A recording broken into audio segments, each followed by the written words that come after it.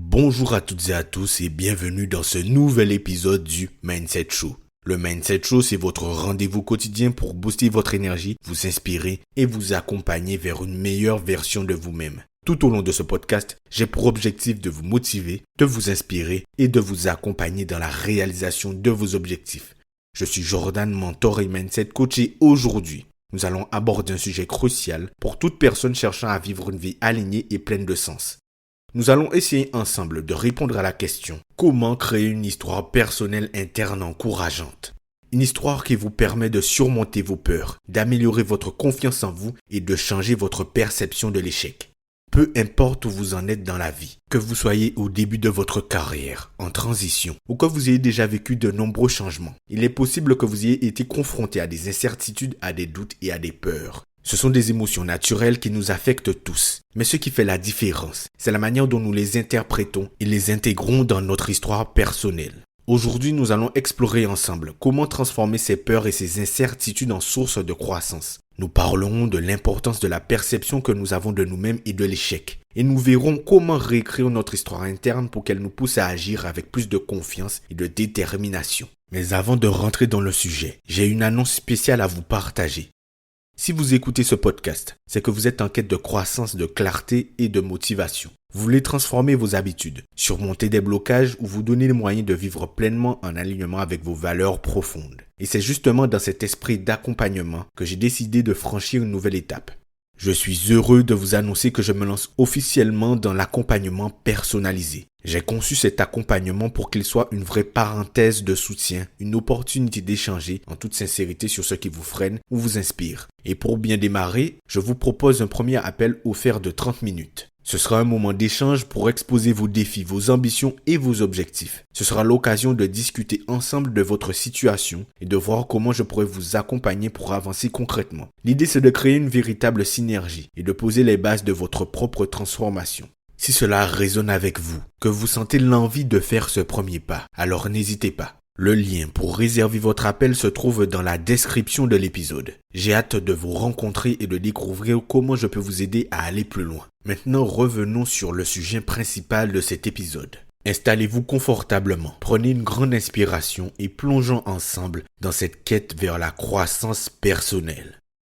Pourquoi l'histoire que nous nous racontons est importante ? Ce que nous nous racontons à propos de nous-mêmes façonne la manière dont nous voyons le monde, nos capacités et nos opportunités. Notre dialogue intérieur peut être un allié puissant ou un frein redoutable. Si votre narration interne est dominée par des pensées comme « je ne suis pas à la hauteur »,« je vais sûrement échouer » ou « les autres sont bien meilleurs que moi », vous risquez de vous saboter avant même de commencer. À l'inverse, si votre narration vous encourage, vous motive et vous rappelle vos forces, vous serez beaucoup plus enclin à relever des défis et à persévérer même dans l'adversité.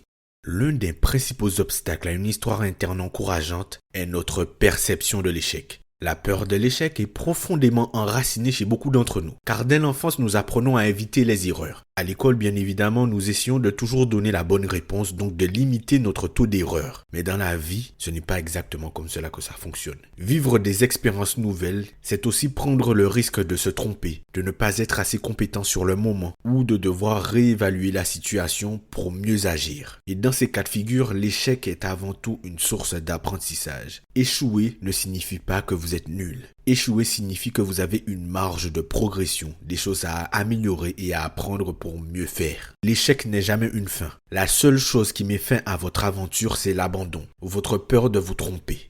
L'échec est souvent vu comme un signe d'incompétence plutôt que comme une étape naturelle de l'apprentissage. Cette perception amplifie nos peurs et renforce les croyances limitantes que nous entretenons à notre égard. Pour créer une histoire personnelle qui nous pousse vers l'avant, il est nécessaire de redéfinir l'échec et de réinterpréter la peur. L'échec fait partie intégrante du succès. Dans toutes les histoires de réussite, il y a des moments où la personne a échoué, parfois de manière spectaculaire. Mais ce qui fait la différence, c'est la capacité à se relever, à tirer des leçons de cet échec et à continuer d'avancer. Prenez l'habitude de voir l'échec non pas comme une fin, mais comme une opportunité d'apprentissage. Chaque fois que vous faites face à une situation d'échec, demandez-vous, qu'est-ce que cet échec essaie de m'apprendre ? Cela vous permet de sortir d'une vision statique et négative de l'échec et d'en faire un outil de croissance. Si vous lancez un projet professionnel qui échoue, au lieu de vous dire « je ne suis pas fait pour ça », posez-vous la question « qu'est-ce que j'aurais pu faire différemment ?» ou « quelles compétences dois-je encore développer pour mieux réussir la prochaine fois ?» La peur, elle, est souvent un signal que nous sommes sur le point de sortir de notre zone de confort. Au lieu de fuir cette émotion qui est totalement naturelle, il est crucial de l'embrasser comme un indicateur de changement. Si vous avez peur, c'est souvent que vous êtes sur le point de faire quelque chose d'important. Chaque fois que vous ressentez de la peur, identifiez exactement ce qui vous fait peur et ce que cette peur vous empêche de faire. Ensuite, faites un petit pas dans cette direction.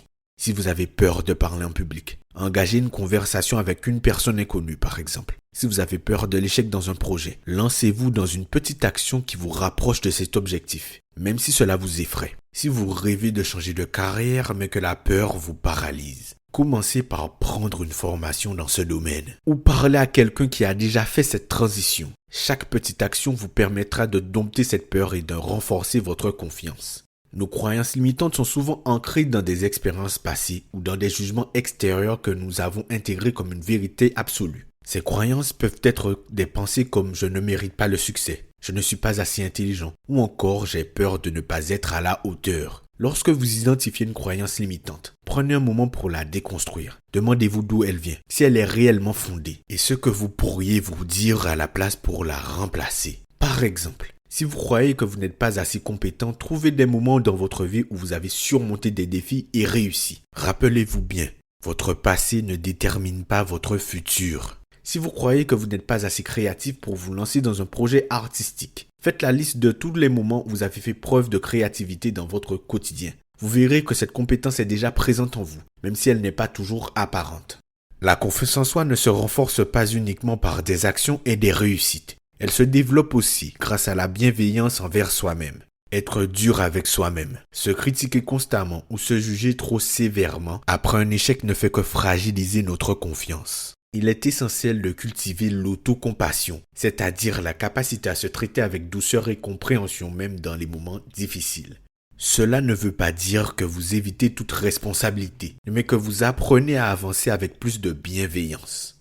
Si vous n'avez pas atteint votre objectif, au lieu de vous dire « je suis un incapable », reformulez cette pensée en « cet objectif était ambitieux et même si je n'y suis pas arrivé cette fois, je peux m'ajuster et réessayer ». Les affirmations sont des phrases positives que vous vous répétez pour reprogrammer votre esprit et influencer votre narration interne. Elles peuvent sembler simples, mais répétées régulièrement, elles ont un effet puissant sur la manière dont vous vous percevez et abordez vos défis. Identifiez 3 affirmations positives que vous pouvez vous répéter chaque matin pour orienter votre journée.